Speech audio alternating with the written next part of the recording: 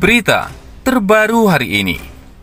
Bahaya, Dodi Sudrajat diperingatkan agar konsultasi ke ahli agama soal klaim uang asuransi. Ayah mendiang Vanessa Angel, Dodi Sudrajat, tidak ada habis-habisnya menjadi sorotan karena tindakan-tindakan yang diambil pasca meninggalnya sang putri.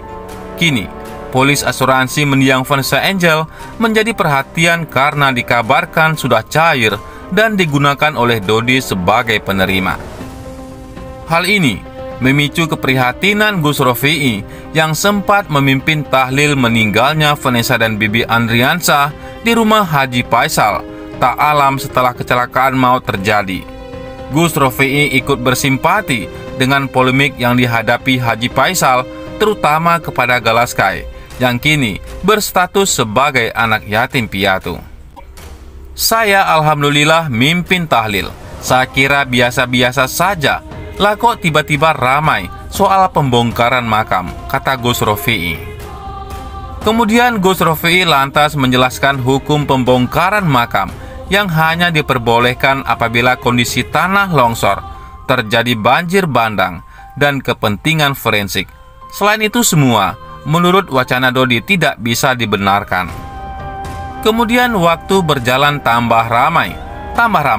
Maka akhirnya, wah, ini nggak bisa dibiarkan karena ada anak kecil yang sudah ditinggal orang tuanya, bapaknya, ibunya, yang mana Nabi Muhammad SAW sudah berpesan untuk selalu menjaga, merawat ketika kita mengetahui ada anak yatim piatu itu tidak dalam posisi teraniaya saja, jelas Gus Rofi'i.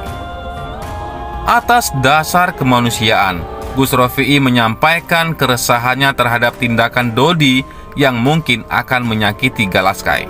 Menurutnya, pembongkaran makam Vanessa tidak akan berdampak baik untuk Gala. Selain itu, Gus Rofi'i memperingatkan Dodi Sudrajat soal asuransi Vanessa Angel.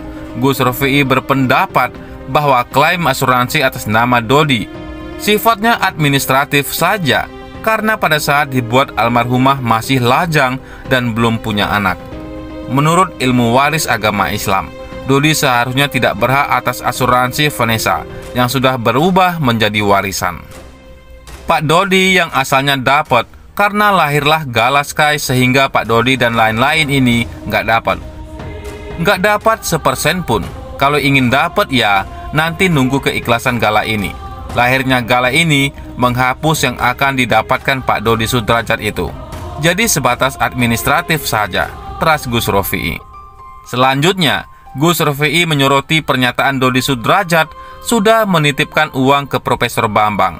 Gus Rofi'i sudah mencoba menyelidiki asal-usul Profesor Bambang, namun tidak mengerti siapakah ia sebenarnya dan hubungannya dengan Vanessa Angel.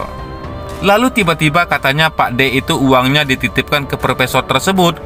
Lalu profesor ini dibilang dibagi separuh. Waduh, hati-hati nih, bahaya ini.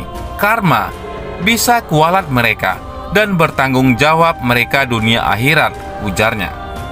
Adapun alasan Gus Rofi'i menyatakan hal ini bukanlah bentuk ujaran kebencian terhadap Dodi Sudrajat, melainkan bermaksud mengedukasi. Ia menyarankan agar konsultasi ilmu agama dulu apabila memang tidak mengerti hukum dari suatu hal. Saya ngomong begini bukan bermaksud benci kakeknya atau Profesor Bambang itu, tapi ini bentuk edukasi. Jadi, kalau nggak ngerti, walaupun sudah tercatat di asuransi itu, konsultasi gitu kepada ahli agama, minta fatwa MUI tanya orang-orang yang mengerti waris ini hukumnya. Jangan ujuk-ujuk dibagi. Tutup Gus Rofi'i. Sebelumnya, Gus Rofi'i tegur Profesor Bambang, di mana ia mengatakan kalau Vanessa Angel sempat naksir kepada dirinya. Bahkan, ia menyebut kalau telah menolak cinta Vanessa Angel sebanyak 4 kali. Namun, ucapan tersebut justru membuat salah satu pemuka agama geram. Gus Rofi'i memberikan peringatan kepada Profesor Bambang terkait ucapannya itu. Pasalnya, Profesor Bambang dinilai telah mengumbar aib Vanessa Angel. Menurutnya, mengumbar aib orang yang sudah meninggal dunia sangatlah tidak pantas.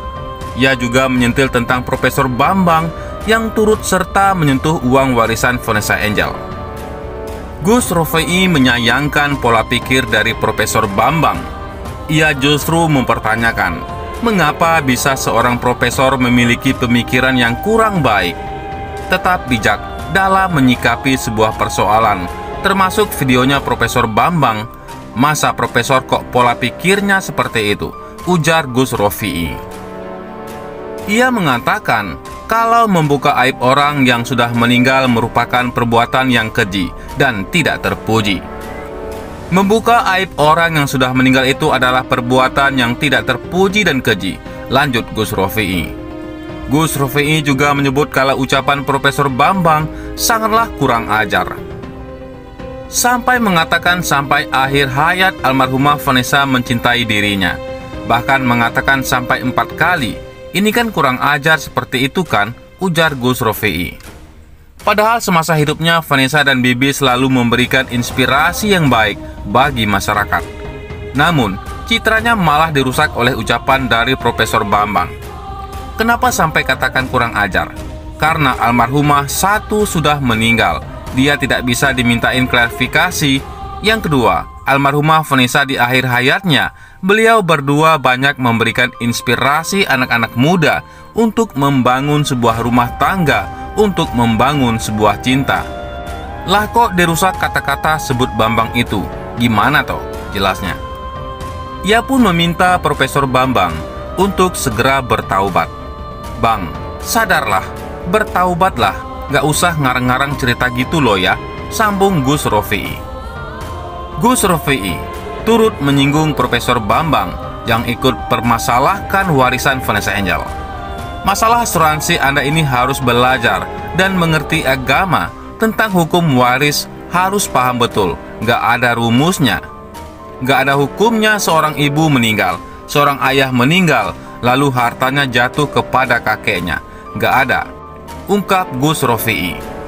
Apalagi ia tahu bahwa uang asuransi tersebut dibagi 2 dengan Dodi Sudrajat.